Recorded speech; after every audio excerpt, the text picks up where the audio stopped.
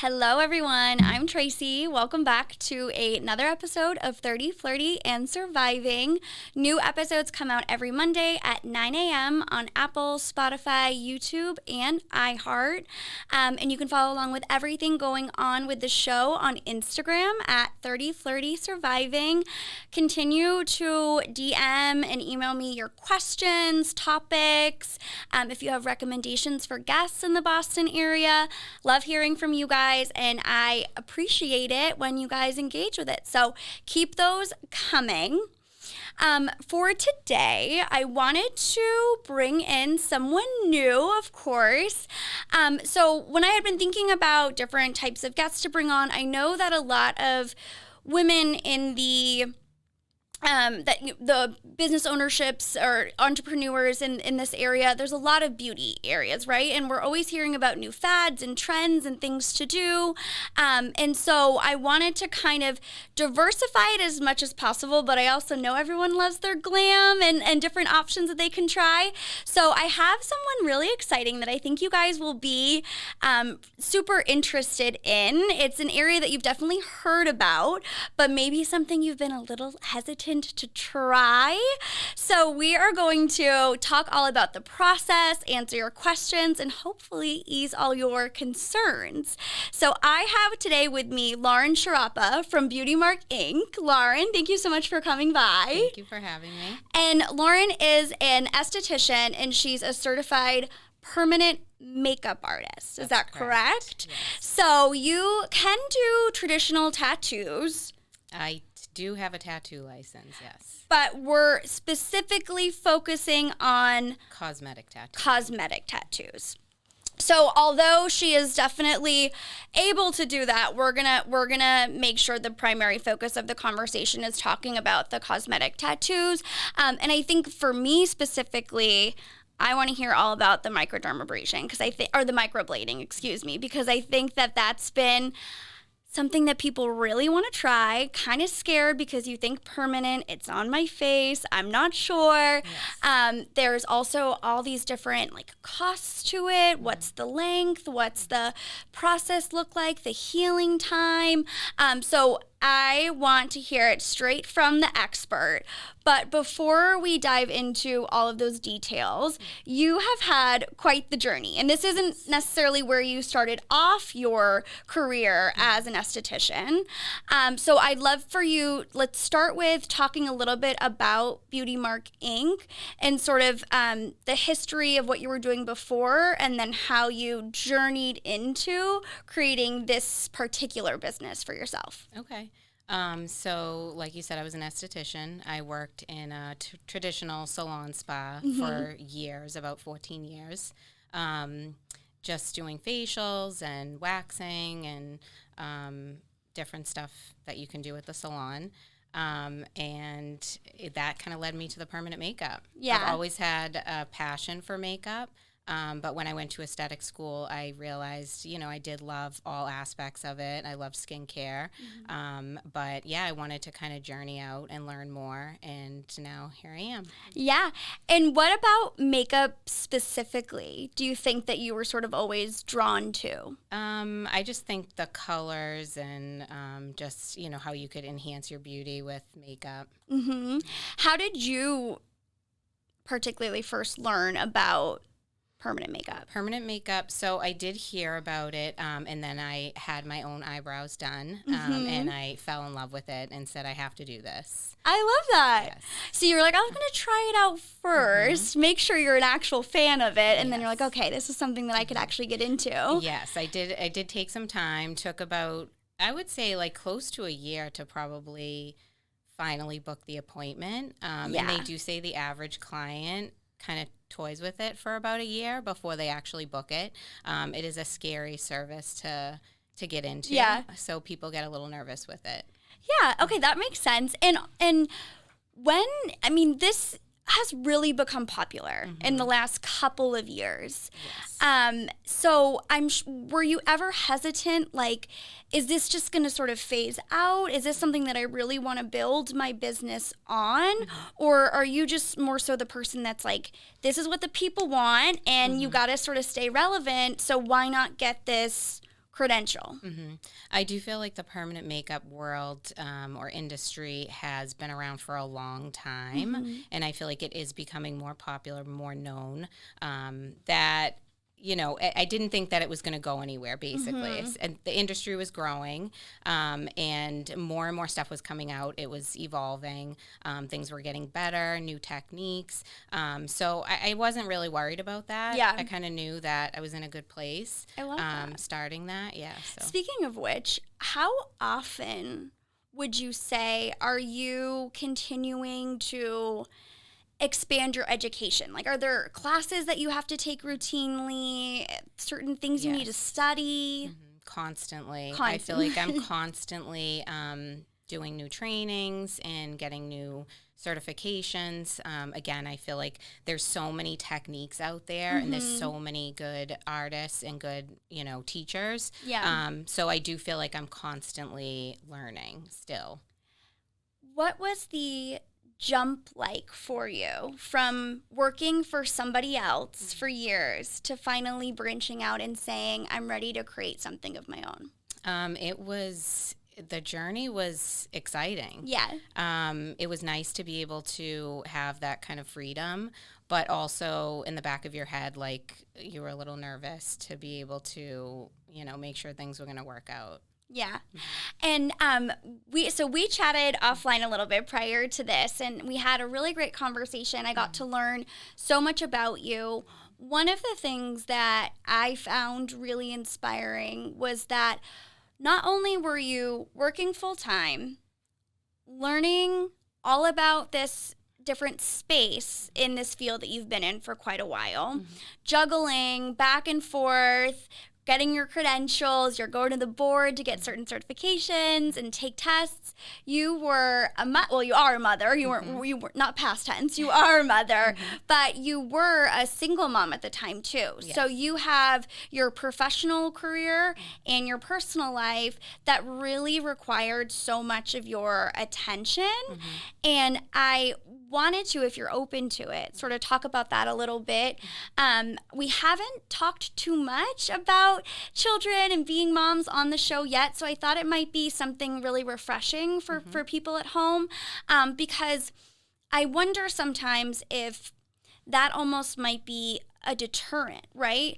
I have a kid and I have, to take care of him or her, and they need me.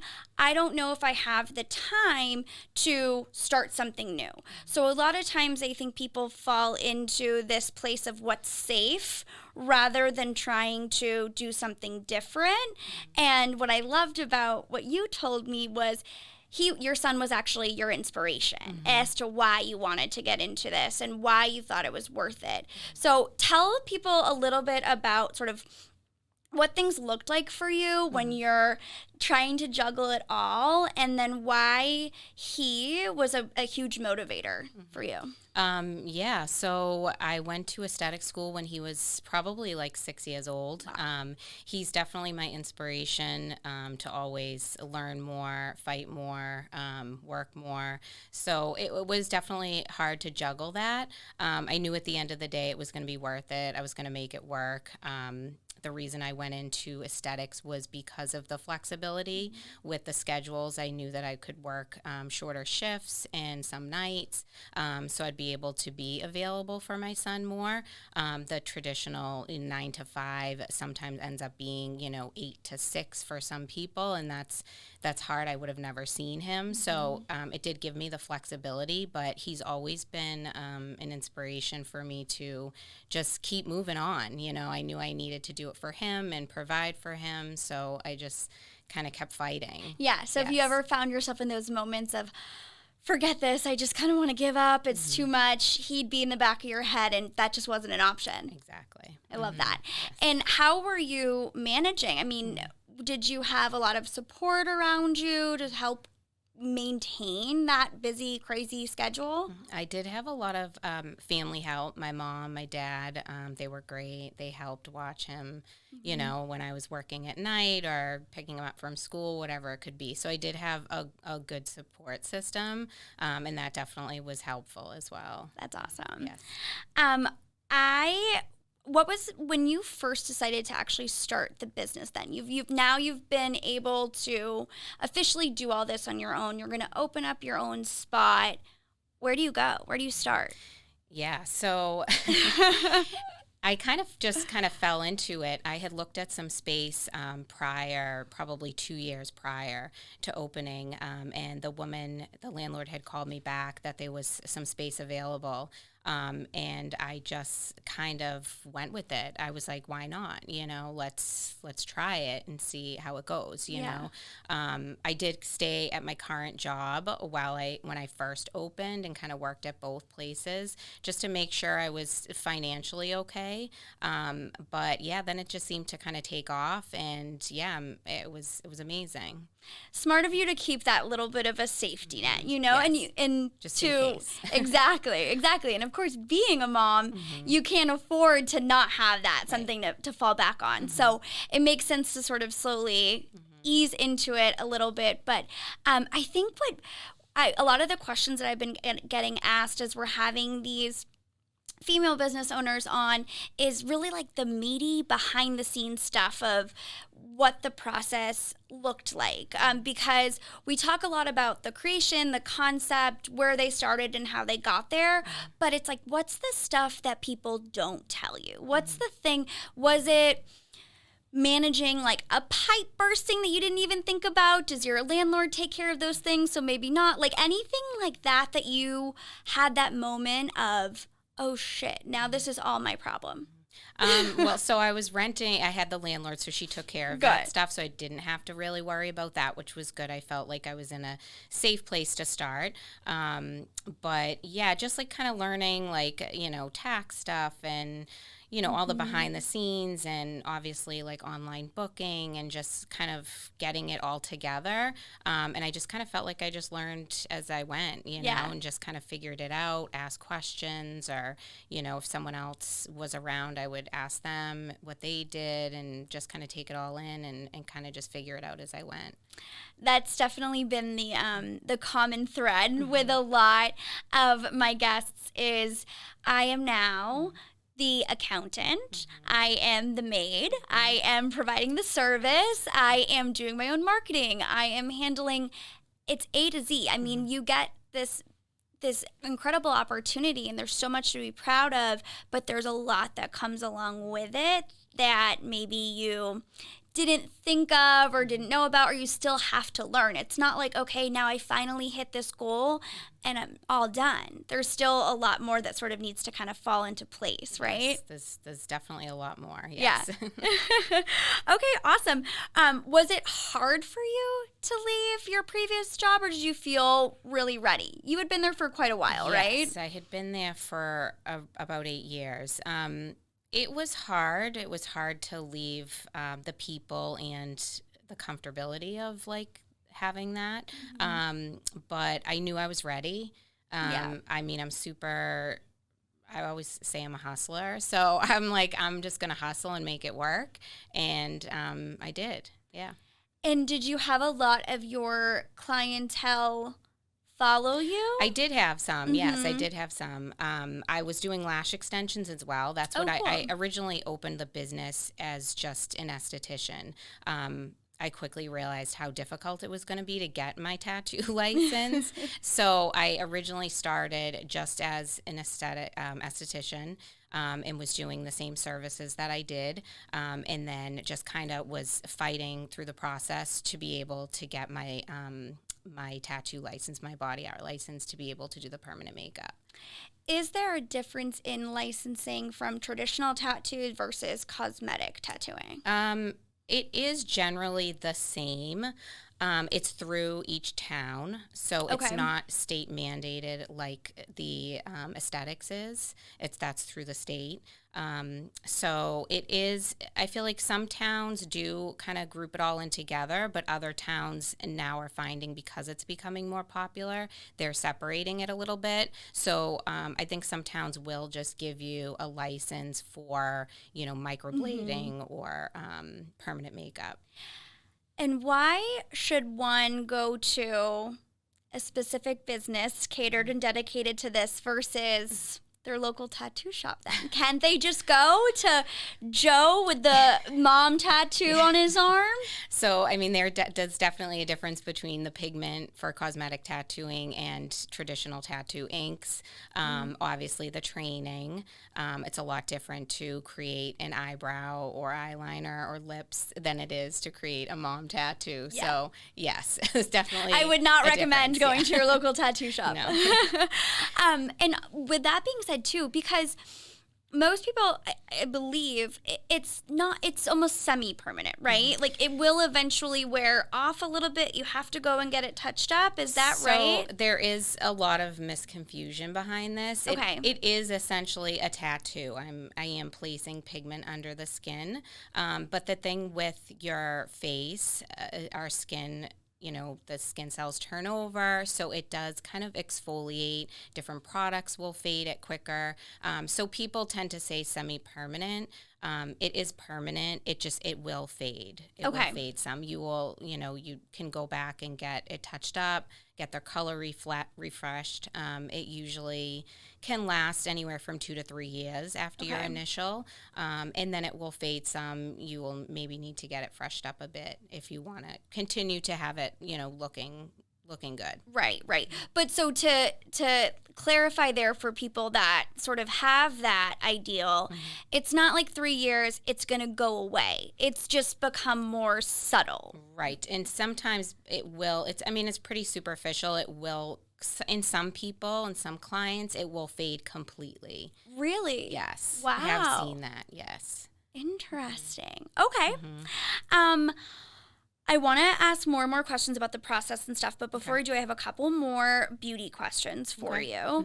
I know you said it's sort of always been your career path. You always knew you wanted to get into it, but I thought that one of the things you said to me was really beautiful as to why you really enjoyed beauty. And it's not just for the art of it and the fun of it, because those things are sort of obvious, but it was really about the confidence in women that you wanted to instill.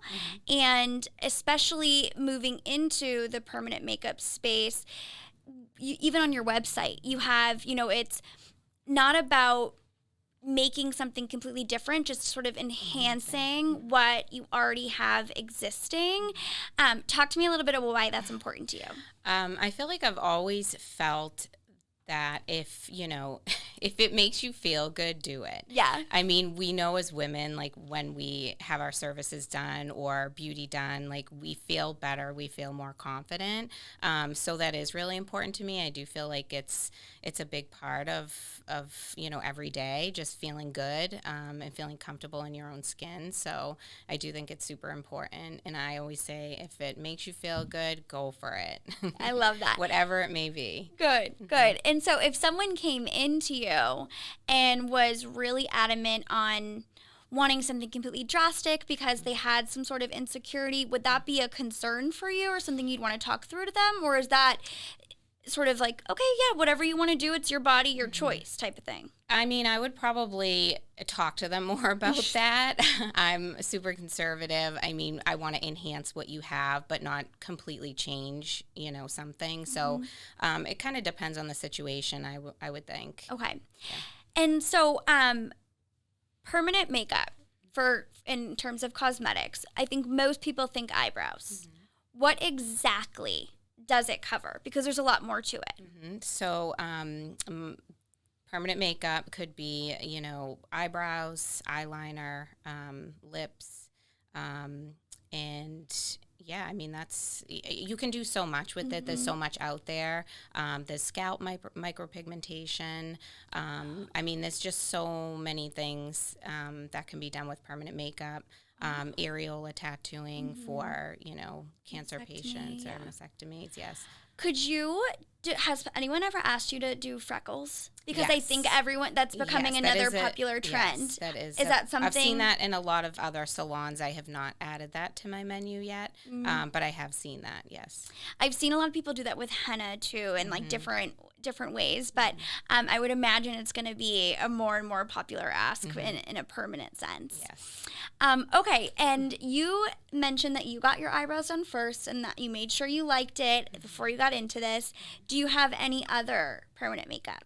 I do not currently. I mean, tattoos, obviously. Right. How many tattoos do you have? Oh, my goodness, too many.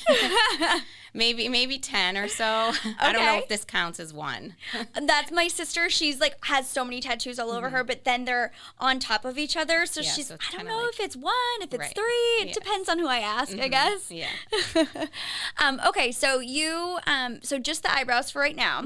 I would definitely do, You my would do lips. more. I would do more, yes. Okay. Just for me now, finding the time to squeeze it in for myself, while I'm also, providing a service for clients. Yeah. If you needed to touch up your own eyebrows, could you do that? I probably wouldn't. Okay. I don't like to do too much and push too much because I feel like it would be a little difficult. Yeah. And I don't want to mess it up. I don't blame you. I feel like you need to be really calm and steady, and it's a different angle than you're used to. So it probably wouldn't be great for my business if I had messed up eyebrows for myself. Then I'm sure you would do a great hey, let job. me do your eyebrows. So. Oh, your eyebrows look different. Oh, I did them myself. They're like, actually, I'm not feeling well. I need to reschedule. Yeah. Okay, so let's start talking about the process itself. Say I am considering doing some permanent makeup. Step one would be what?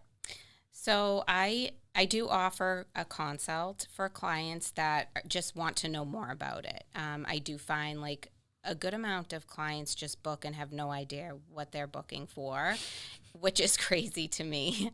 And then I have other clients that have researched it, for a year and they're ready. So I do offer a consult if someone needs to know more about it. I'll have them come in. We'll discuss it a little more, the expectations of it, just so they're aware.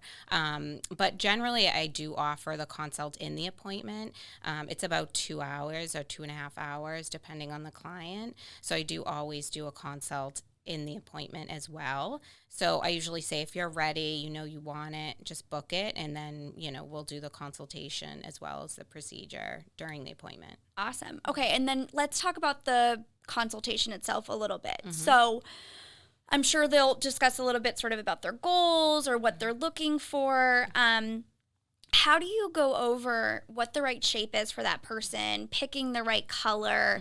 And do you ever have to guide your clients on maybe what they want isn't the best option for them? Yeah, so we will go over mapping the brows and drawing them. I let them kind of see everything before we do the procedure. We go over color as far as skin tone and undertones, just kind of matching it in that sense. I do go over expectations as far as the brows because, it is never going to take the place of makeup. It will enhance what you have and be great for every day. I don't actually put anything on mine even when I do go out. But some people do just like the makeup look. So just kind of guiding their expectations as far as that. Some people kind of think then they'll never have to use makeup again. That's not really true. Yeah. It just, makeup is a completely different beast. And that's important, that you're realistic with them, because I think, this is one of the things where you can't just tell them what they want to hear. You got to tell them the truth. And so it's good that you're really upfront with that and let them know. When it comes to the shape of a brow, for example, do you have to work with what's existing, or can you really create something from scratch? Yeah, you can create something from scratch. I do have clients come in that have completely nothing, no brow hair. So sometimes you are completely creating an eyebrow. I will ask a lot of questions, what they normally use on their brows, brow powder, brow pencil. Obviously, there are different techniques as far as skin type and what they're used to. I obviously want them to have something that they're used to, not like these crazy big brows that, they're going to wake up every day and say, oh my God, this isn't me, so. Yes. And in terms of the shape, is there sort of a rule of thumb with face shape compared to brow shape, like something a little bit more square versus a little bit more of an arch? Absolutely, absolutely. Yes, face shape definitely is huge. So, for example, if you have like a rounder face, what sort of brow might be best for that face shape? I mean, I think it really depends on the person too, like the client, and just kind of their natural brow, and you can kind of guide it off of that, depending on how much hair they have. So definitely face shape, we're doing some measurements, and just kind of what they like for an actual look and what's going to look good on them. Okay. And color. So, do you tend to want to match hair color to eyebrow color? Should it be a little bit lighter, a little bit darker?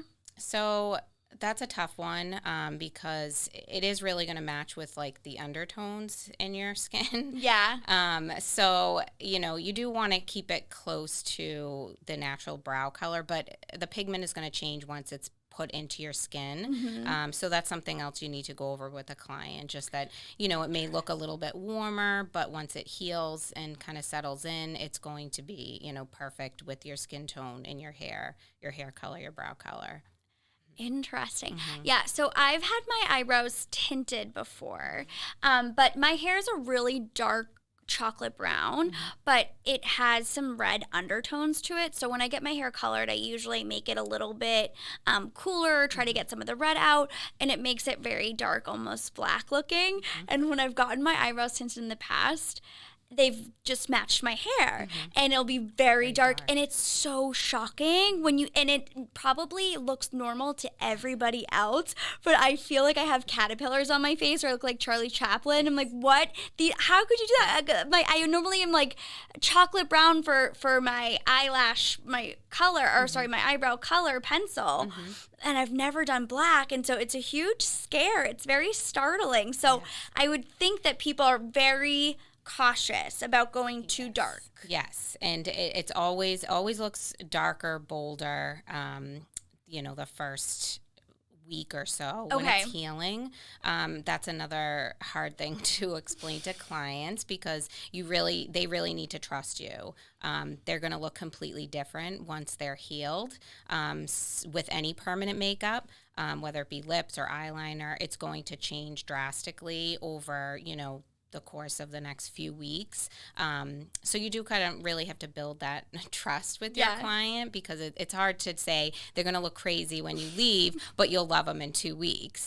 Right. They're like, okay, yes, sure. Exactly. And everyone does the same thing. They leave, they freak out, they text me. I say, it's okay, you're going to be fine. We talked about this. And then in a week, they text me and say, I love them. Yeah, they're eating their words. I'm so sorry. Yeah. But they do. It's a lot of faith that they have to put into you.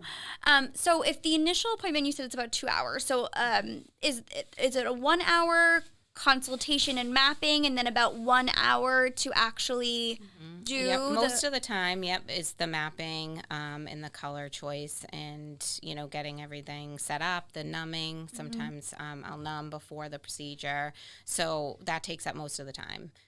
The initial service, I would say maybe like 40 minutes. Oh, okay.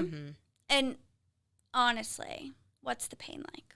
So I think a pain tolerance for everyone is different. Some clients have a higher pain tolerance than others. It really shouldn't hurt. We're not going, so deep that it should hurt. I mean, there's some discomfort with anything. I'm using a needle or a blade, so yes. It's not going to tickle. It's not going to feel really great. Shouldn't be that uncomfortable. It shouldn't be that painful. If you're, with the right artist and at the right place, it should be pretty painless. If you could almost compare it to something similar it might kind of feel like, do you have a description for people? I really don't, because even for like a tattoo, I feel like it doesn't even really feel like that. It's a different... Really? Yeah, it's kind of a different feel. With the like micro shading that's done with a needle, the same as a tattoo, it's more of... like a whip shading or a lighter feel. It's just kind of different. Interesting. Yeah. I wouldn't expect that.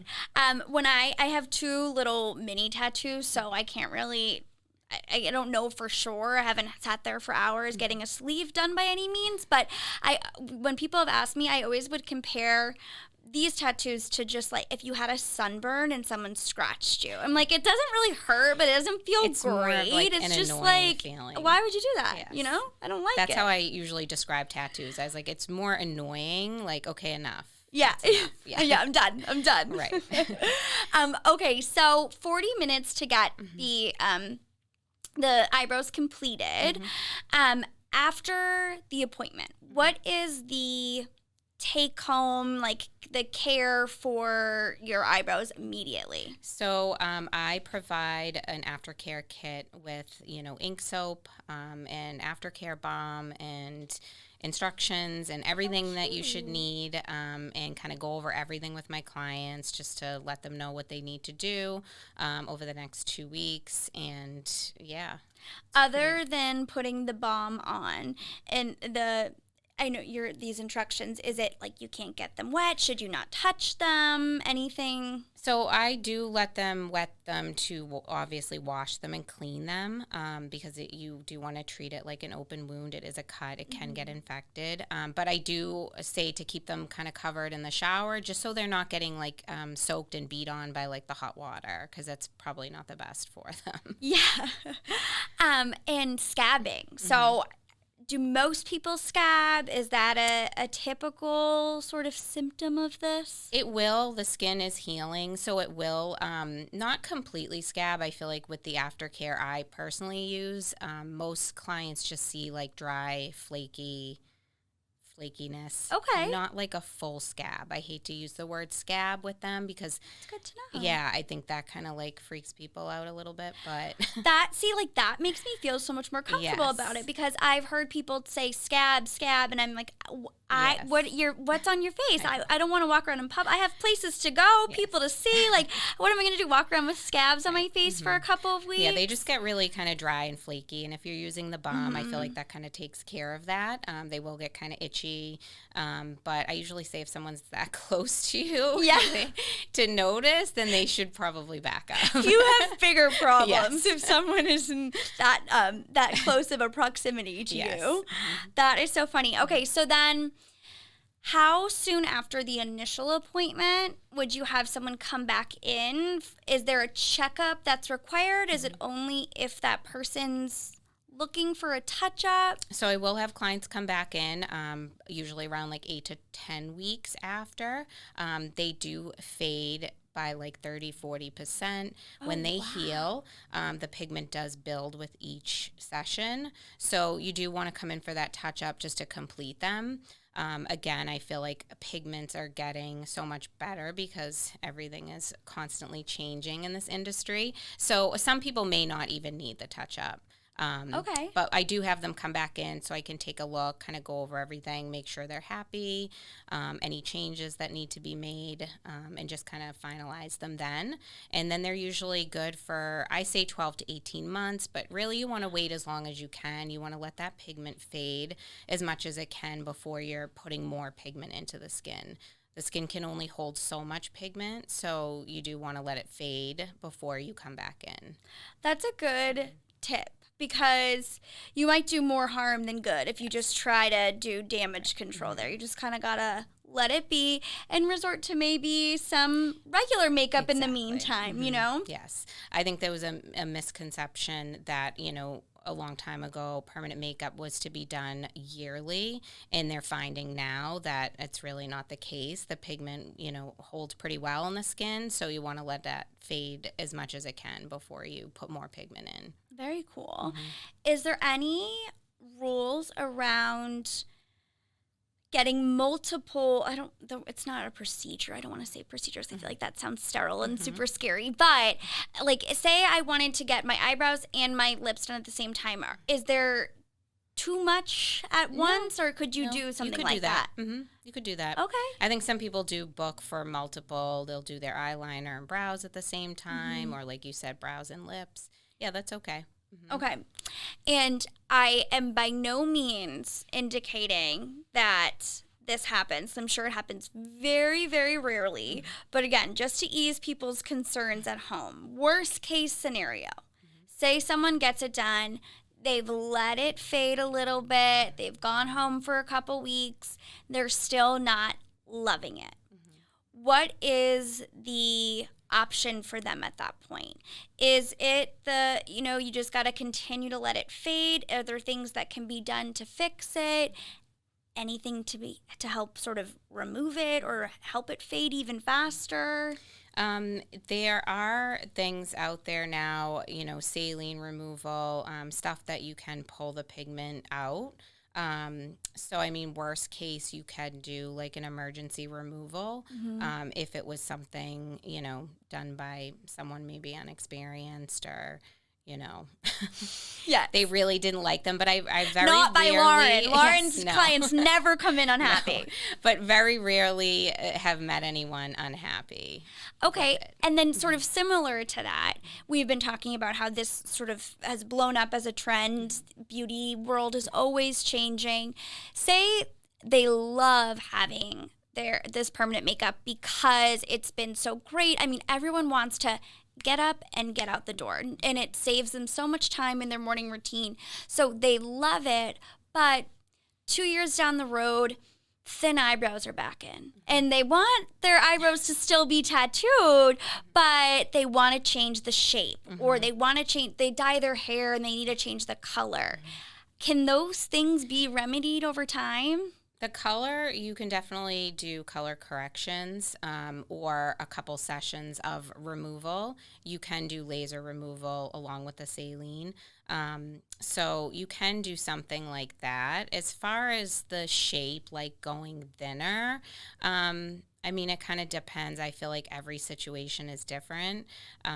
People do, it will kind of shrink over time and like fade a little. So maybe it won't need to be that much. I don't know. It kind of really depends on each person. Client, right? Yeah. Okay. If that should happen, but I pray to God thin eyebrows. I was going to say, I don't think thin eyebrows are coming back. I don't know if you have TikTok, but they have that filter, that like the Pamela Anderson filter from the 90s that everyone keeps putting on their face, and it's like the dark eyeliner and the very thin. And some people look good with it. I can't lie, but I just pray, just like low-rise jeans and thin eyebrows, never want to see him again. Exactly. Never want to see him again. Yes. But theoretically, you could maybe round out or square out. Just the thickness level might be a little bit more difficult because you could kind of see traces. Yes. Okay. Yeah. Okay. Very cool. What are the biggest questions that you get asked from people? Anything that we haven't covered or talked about? I feel like we've covered a lot. I feel like the biggest questions we went over, are they going to be too dark? Is it permanent? Is it a tattoo?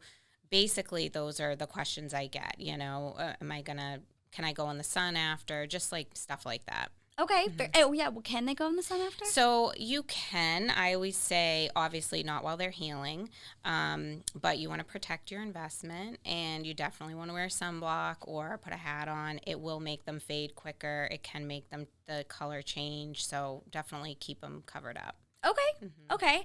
And if you don't mind sharing, what is the average cost?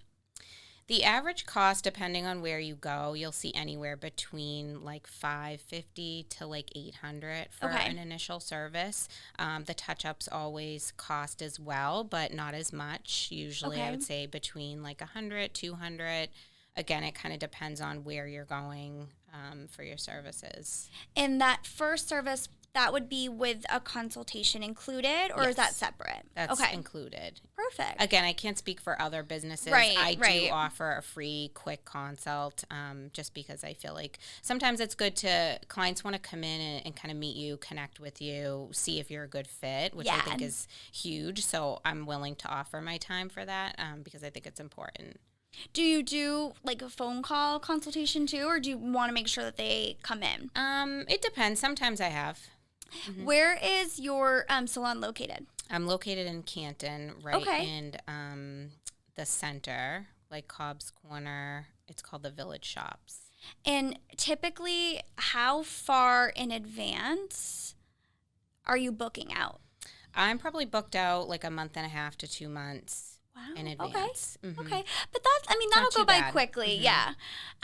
And can everyone just book online through your website? You can, yes. Yeah. Mm-hmm. And remind me, is it just beautymarkinc.com? Beautymark-inc.com. Okay. Yes. Which is also your Instagram. Yes. Beautymark_Inc. Yes. Okay, perfect.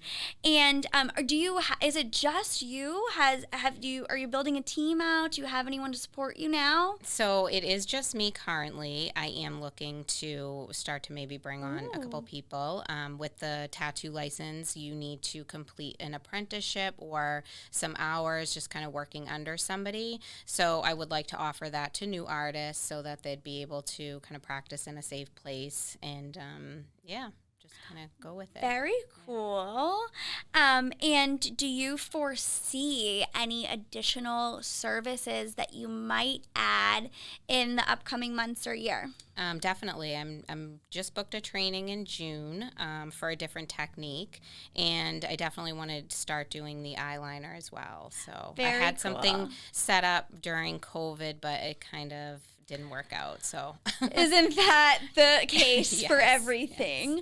Yes. With the eyeliner, is it on top or is it in your waterline? Believe it's just on top. Okay. I'm not sure if you can kind of do it on the waterline as well. That just seems so painful to me. Yeah, I would say probably not. And can you do top and bottom though, if you wanted to? So. Mm-hmm. Okay. I believe so. Mm-hmm. And then with the lips, is it are there certain colors like just with the eyebrows that are sort of better to use or certain colors to stay away from? So lips are definitely different. You can enhance what somebody already has, or you can try to neutralize the lip to kind of get a certain color.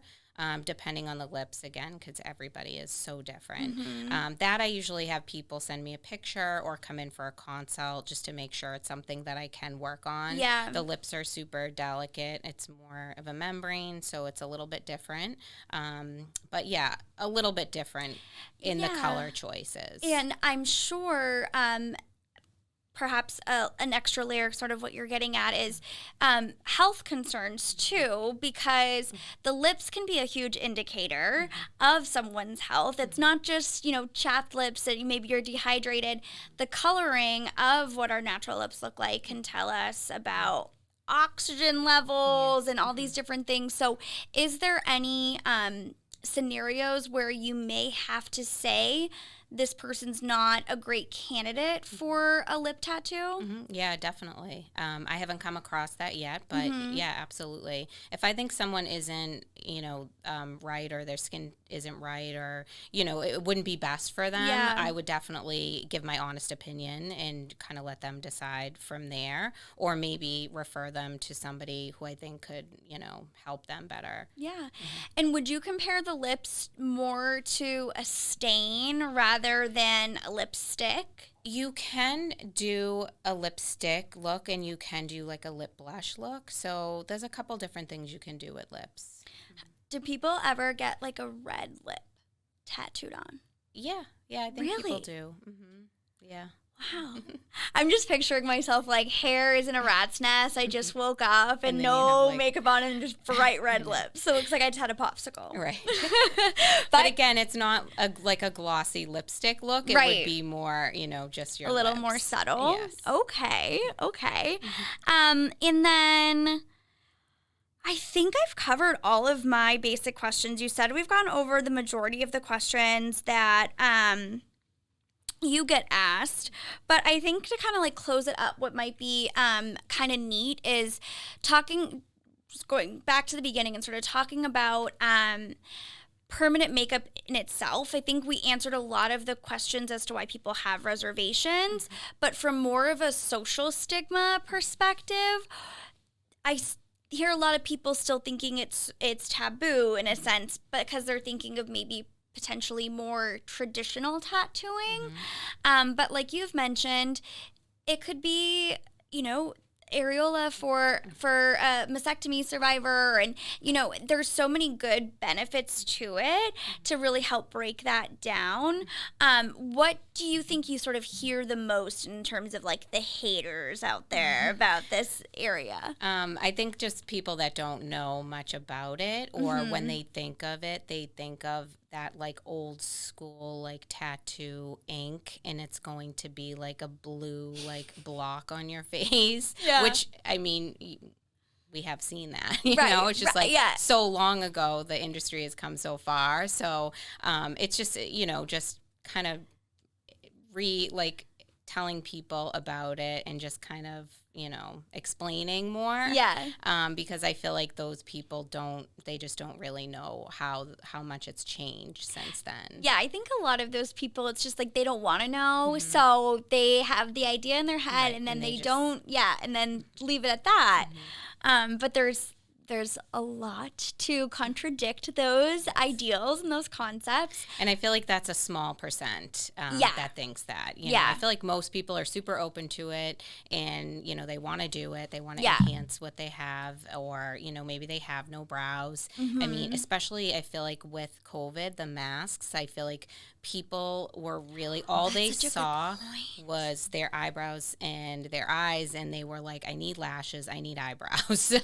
I feel like a lot of people came in right after and they were like, I can't look at my face on Zoom anymore, I need eyebrows, so I mean, I feel like a lot more people are open to it because they know how much it can change your face and how important it is to have eyebrows. And also I have very, my skin's naturally oily. And so with pencil and stuff, especially in the summer, I can't tell you how many times I have left the house, then gone to the bathroom hours later and realized that like half my eyebrow was either missing or it's like smudged. I mean, not only is it just the time it takes to be done with your normal makeup routine, but to just not have to worry about it once you actually do get out of the house. Absolutely. Okay, well, I think we've covered all the reasons why everyone should now consider this and sign up as a client and go get it done in about a month and a half, roughly.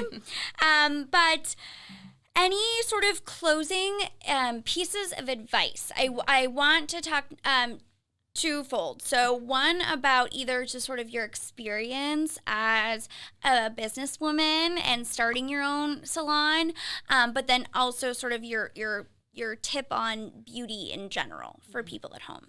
I mean, my tip on beauty, like I said, if it makes you feel good, definitely do it. I think a lot of people get nervous about trying things, and it's like, why not? Just try it. You know what I mean? Yeah. And definitely, like, just as a business owner and being out on my own, like, I wish I did it sooner. I'm glad that I'm doing it now. And if anyone wants to give it a shot, I would say just do it. What's the worst that can happen, you feel? Right. And I feel like people have a hard time with that. But for me, it's just like, well, you get back up and you try again or try something different. Yeah. So. I love that.